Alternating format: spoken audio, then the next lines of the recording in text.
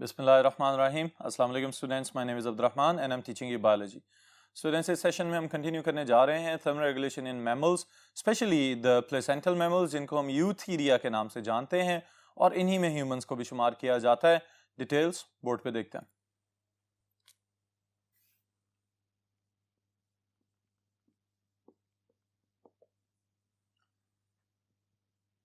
The topic is thermoregulation in mammals. All right, our main focus eutheria or eutheria may be humans. All right students, सबसे पहली बात जहां से हम आगाज करने जा रहे हैं, वी आर टेरेस्ट्रियल ऑर्गेनिजम्स. यूथीरियंस जो हैं बेसिकली ये प्लेसेंटल मैमल्स हैं और प्लेसेंटा बन जाना ये टेरेस्ट्रियल लाइफ के लिए एक एडेप्टेशन अल्लाह ताला ने हमें दे दी हुई है. अब स्टूडेंट्स अगर हम गौर करें तो जितने भी पिछले कॉर्डेट्स वगैरह हम पढ़ के आए हैं या इनवर्टिब्रेट्स पढ़ के आए हैं, उनके अंदर बहुत सारी एडेप्टेशंस हमें नजर आती हैं कि जो उनको थर्मोरेगुलेट करने के एतबार से सक्सेसफुल बना रही हैं ऑन टेरेस्ट्रियल हैबिटेट्स. लेकिन mammals are the most diverse और most successful type of chordates. तो इनको जब हम देखते हैं तो हमें पता चलता है कि इन्होंने कुछ स्पेशलाइज्ड फीचर्स अपने अंदर डेवलप किए हुए हैं, जिसमें सबसे पहली चीज they are endotherms. All right, so they can generate their own body heat. Endotherms, इसका मतलब ये है कि जो एडेप्टेशन या जो प्रॉपर्टी इनके पास मौजूद है उसको हम कहेंगे एंडोथर्मी. ऑलराइट, अब इससे क्या मुराद है कि ये तमाम जानदार अपनी बॉडी के अंदर मेटाबॉलिक प्रोसेसेस के थ्रू खुद से हीट प्रोड्यूस करने के काबिल हैं. लेकिन अब सवाल ये पैदा होता है कि बाहर का दर्जा हरारत तो फ्लक्चुएट करता रहता है. उस फ्लक्चुएशन के लिहाज से या तो ये हीट गेन कर रहे होंगे या ये हीट लॉस कर रहे होंगे ताकि इंटरनल सिस्टम को एक स्पेसिफिक रेंज में सेट करके रखा जा सके. और जो रेंज यहां पे हमने याद रखनी है that is 36 degrees to 38 degrees Celsius. Alright, इसको मैं लिख देता हूं यहां पे. Endotherms can generate their own body heat by metabolic processes.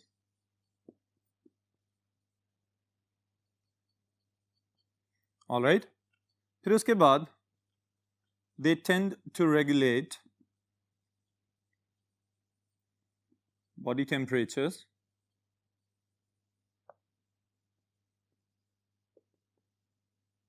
within a narrow range, and that is 36 degrees Celsius to 38 degrees Celsius. All right, फिर इसी के साथ regulation of heat is also achieved by heat gain or heat loss.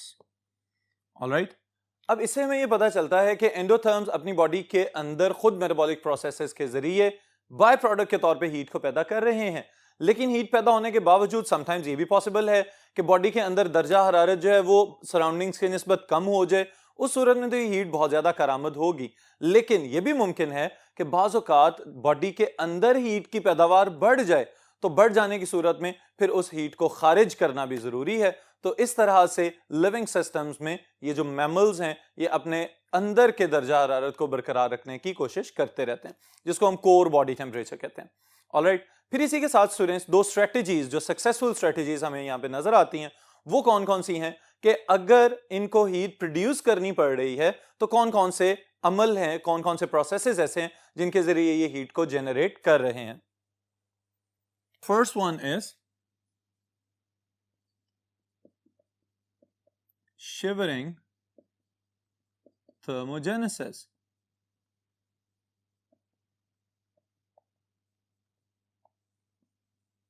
अब shivering thermogenesis को अगर हम आसान अल्फाज में लिखना चाहें तो हम लिख सकते हैं heat production by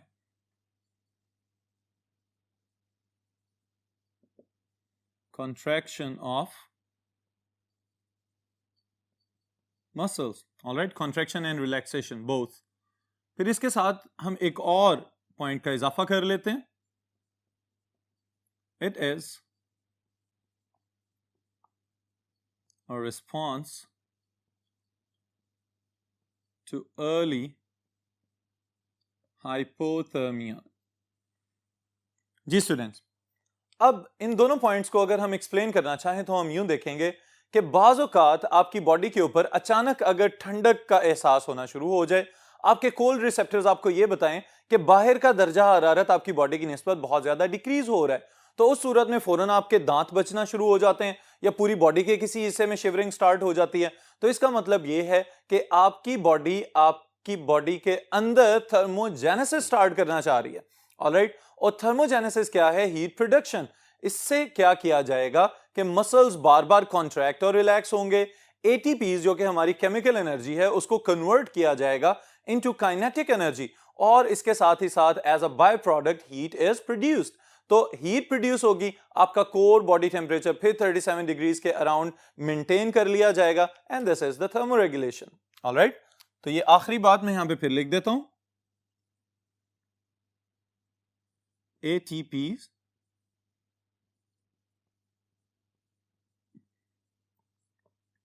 are transformed to kinetic energy. All right, kinetic energy, contraction and relaxation of muscles के लिए. And heat is produced as a byproduct, जिससे जिस्म को गर्म रख लिया जाएगा. All right students, फिर इसके साथ ही साथ ये तो होगी मस्कुलर कॉन्ट्रैक्शन रिलैक्सेशन की बात.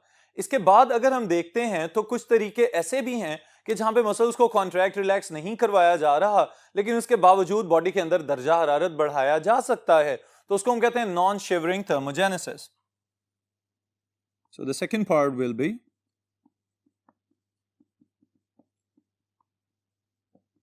नॉन शिवरिंग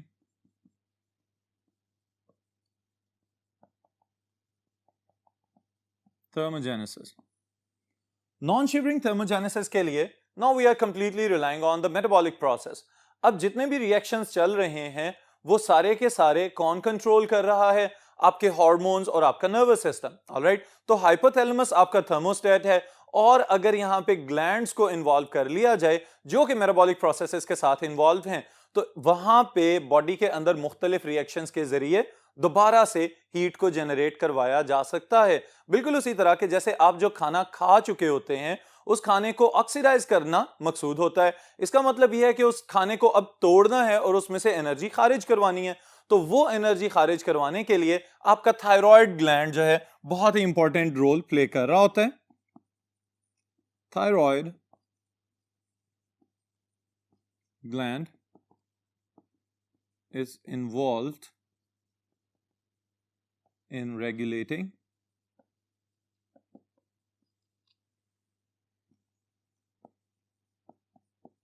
heat production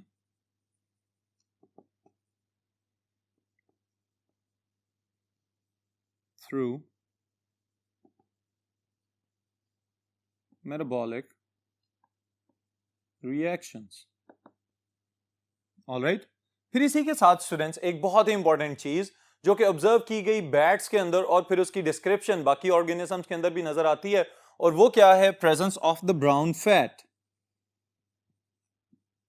अब आपके जहन में एक सवाल तो आना चाहिए कि ब्राउन फैट और जो नॉर्मली फैट जिसको हम जानते हैं इसमें क्या डिफरेंस है? तो याद रखिएगा, जो व्हाइट फैट है तो ये भी फैटी एसिड्स पर मुश्तमिल, लेकिन brown fat has greater number of mitochondria. इसके अंदर माइटोकॉन्ड्रिया की तादाद और मिकदार ज्यादा है, जिसकी वजह से इसका कलर ब्राउनिश हो जाता है, तो इस वजह से इसको कहा जाता है this is brown fat. At the same time brown fat को हम ये कहते हैं कि high energy yielding fat.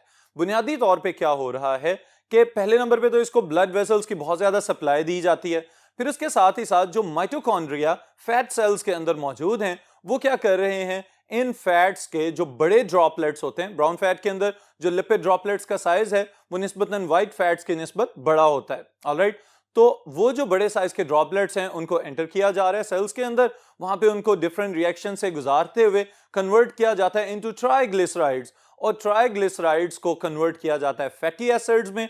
Fatty acids then enter into the mitochondria, और माइटोकॉन्ड्रिया फिर इनको तोड़ के फैटी एसिड मेटाबॉलिज्म के थ्रू अगेन एटीपी प्रोड्यूस करवा रहा है। और उसके साथ ही साथ बाज़-औक़ात एक और प्रोसेस जिसको हम कहते हैं नॉन कपलिंग प्रोटीन रिएक्शन, उसके या अनकपल्ड प्रोटीन रिएक्शन भी उसको कहा जाता है, उसके जरिए भी हीट प्रोडक्शन करवा रहा है।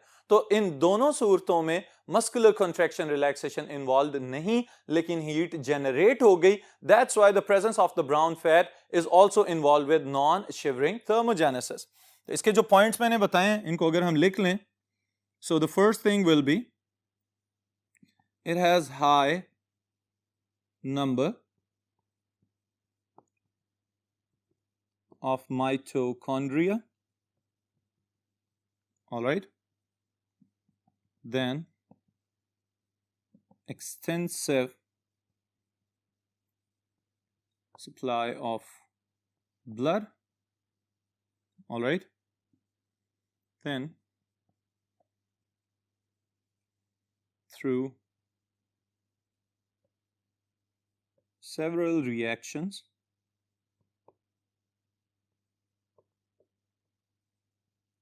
lipid droplets are broken down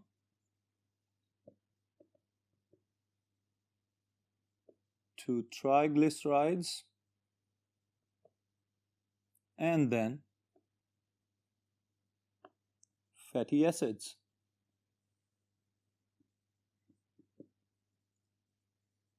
Fatty acids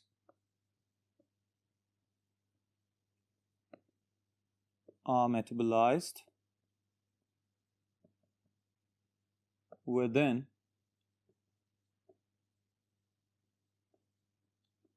mitochondria for what? For heat production. Alright students, तो ये सारी की सारी डिस्क्रिप्शन नॉन शिवरिंग थर्मोजेनेसिस के लिए आप याद रखेंगे। फिर इसके साथ ही साथ ये भी मुमकिन है कि शिवरिंग और नॉन शिवरिंग थर्मोजेनेसिस वाले केस में अगर कभी बॉडी जरूरत से ज्यादा हीट प्रोड्यूस कर ले, जो कि कोर बॉडी टेम्परेचर को राइज करना शुरू हो जाए, तो इसका मतलब ये है कि अब हमें इस इजाफी हीट से छुटकारा हासिल करना है। तो जब बहुत ज्यादा हीट प्रोड्यूस हो रही है, इसका मतलब है now it is the time to dissipate heat. और हीट डिसिपेशन के लिए स्टूडेंट्स याद रखिएगा, दो पॉइंट्स आपके जहन में जरूर रहने चाहिए। इन case of over production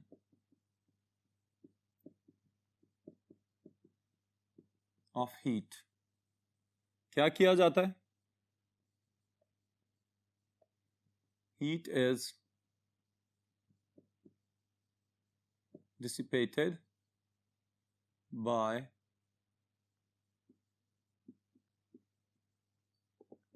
evaporative cooling, all right, और दूसरे नंबर पे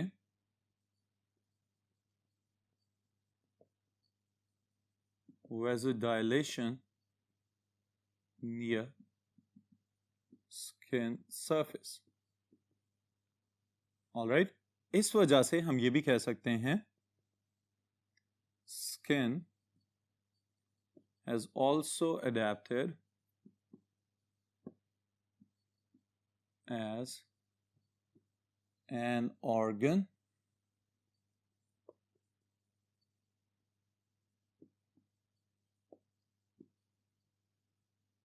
of thermoregulation।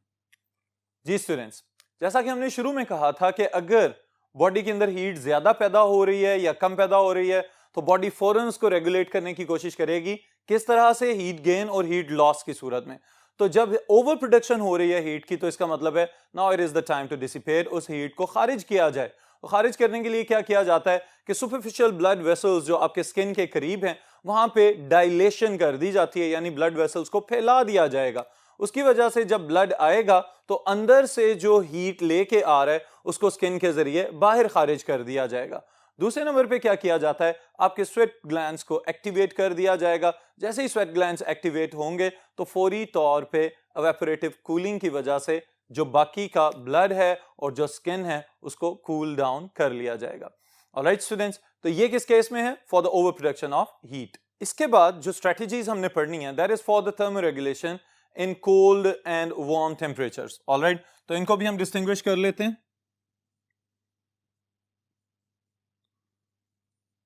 रेगुलेशन यानी कि thermoregulation in cold temperature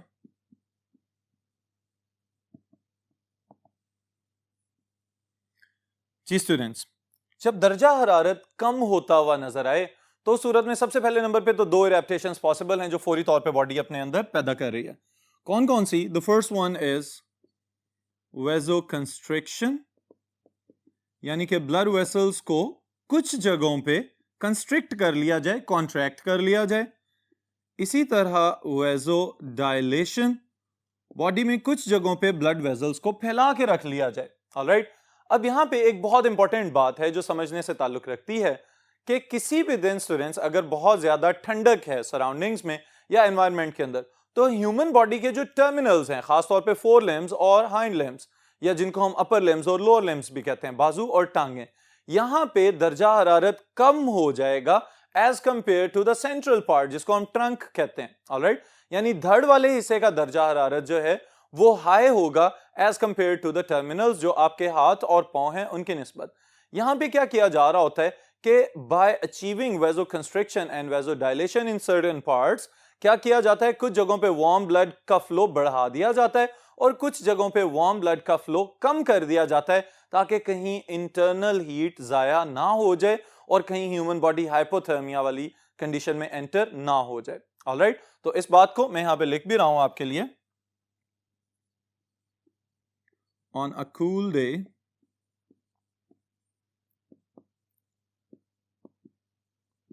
the temperature of arms and legs, यानी forelimbs or hind limbs, is low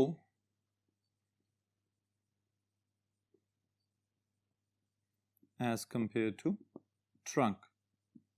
All right, फिर इसके साथ ही साथ हम डिफरेंशिएट कर लेते हैं बिटवीन डिफरेंट एनिमल्स। तो उसमें स्टूडेंट्स हम जो जो एनिमल्स यहाँ पे याद रखेंगे उसमें सबसे पहले हमारे पास हैं terrestrial mammals.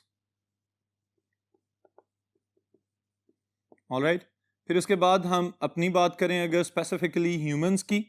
Alright, and then the marine mammals. तो ये तीन ग्रुप्स आपने याद रखने हैं। सबसे पहले नंबर पे जो टेरेस्ट्रियल मैमल्स हमें नजर आ रहे हैं, इनके अंदर हमें पता चलता है कि इंसानों के अलावा कुछ मैमल्स ऐसे भी हैं कि जिनकी बॉडी के ऊपर डेंस फर मौजूद होती है। ऑलराइट, तो ये क्या करते हैं, फर के अंदर हवा की एक इंसुलेटिंग लेयर बना लेते हैं जिसकी वजह से जो एक्सटर्नल टेम्परेचर या बाहर चलने वाली कूल ब्रीज है उसमें और स्किन के दरमियान एक इंसुलेशन आ जाती है। इस इंसुलेशन की वजह से ना तो बॉडी बाहर की जानिब हीट खारिज कर रही है और ना ही बाहर से ठंडक जो है वो स्किन को डिस्टर्ब कर रही है। तो इसका मतलब ये हुआ कि जो टेरेस्ट्रियल ऑर्गेनिजम्स या एनिमल्स ऐसे हैं जिनके पास फर है, they are using the air blanket as the insulator. Alright, so they have fur used as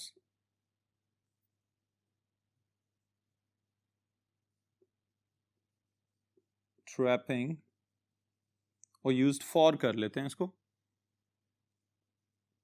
used for trapping air to make insulation. Alright, फिर उसके बाद स्टूडेंट्स अगर हम ह्यूमंस की बात करें तो ह्यूमंस के अंदर एक बारीक सी फैट्स की लेयर नजर आती है जस्ट बीनीथ द स्किन, और ये ही हमारे लिए सारे का सारा काम कर रही है कि इसी ने अंदर की हीट को रोकने के लिए इंसुलेटर का काम करना है ताकि कहीं अंदर की हीट बाहर खारिज ना हो जाए। कुछ लोगों में ये फैट की लेयर बड़ी या मोटी भी नजर आ सकती है और कुछ लोगों के अंदर जो कि स्किनी है उनमें फैट की लेयर बहुत ज्यादा थिन हो सकती है। So in case of humans, fat layer beneath the skin. All right? और अब आ जाए मेरीन मैमल्स की जानिब। तो यहां पे स्टूडेंट्स हम वेल्स और सील्स को जरूर याद रखेंगे। इनकी स्किन के नीचे 1-2 से लेके 9 या 10-10 इंच तक मोटी लेयर नजर आती है हमें फैट्स की, that is specifically known as blubber. Alright, जो रीच वगैरह बियर वगैरह होते हैं, पोलर बियर स्पेशली, उनके अंदर भी ब्लबर की टर्म ही यूज की जाती है, blubber. And what is it? Thick insulation of fat. All right, कौन कौन से ऑर्गेनिजम्स में है? एमसीक्यूज के लिए नाम भी याद रखिएगा, whale and seals. All right students, तो ये हमने डिफरेंशिएट कर लिया थर्मोरेगुलेशन इन कोल्ड टेम्परेचर्स वाले केस में, कि हमारे पास अगर 3 ग्रुप्स हैं एनिमल्स के, तो इन तीनों ग्रुप्स के अंदर कौन कौन सी स्पेसिफिक एडेप्टेशंस हमें नजर आ रही हैं। फिर उसके बाद अगर हम वार्म टेम्परेचर की बात करें, यानी कि जब बॉडी का दर्जा हरारत पहले ही मेंटेन करने की कोशिश की जा रही है और सराउंडिंग्स का दर्जा हरारत जो है वो भी बढ़ना शुरू हो गया है, तो उस केस में स्टूडेंट्स क्या किया जाएगा? थर्मोरेगुलेशन इन वार्म टेम्परेचर वाले केस में again the sweating will be the main tool. Alright,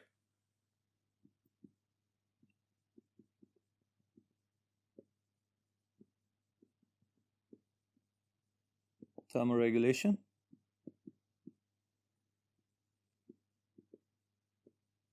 in warm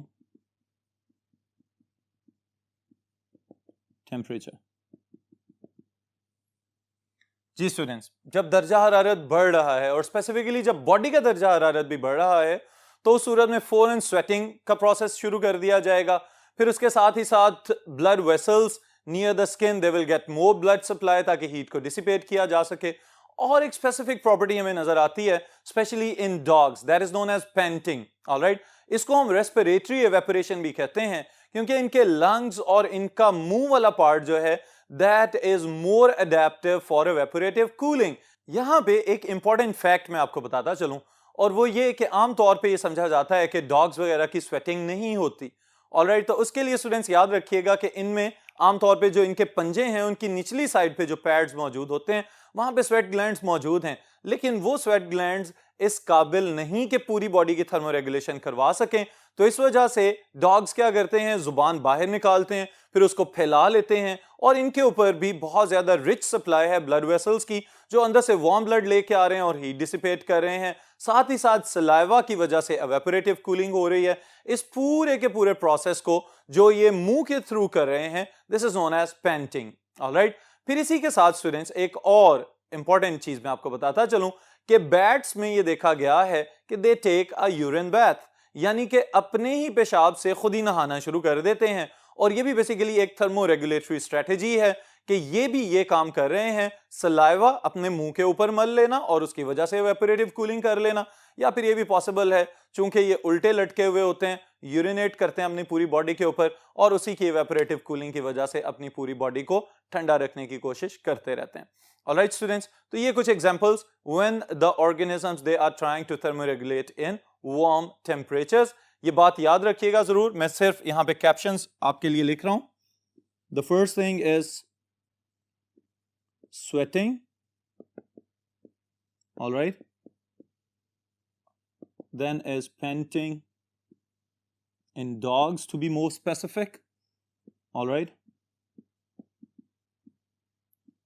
and urine bath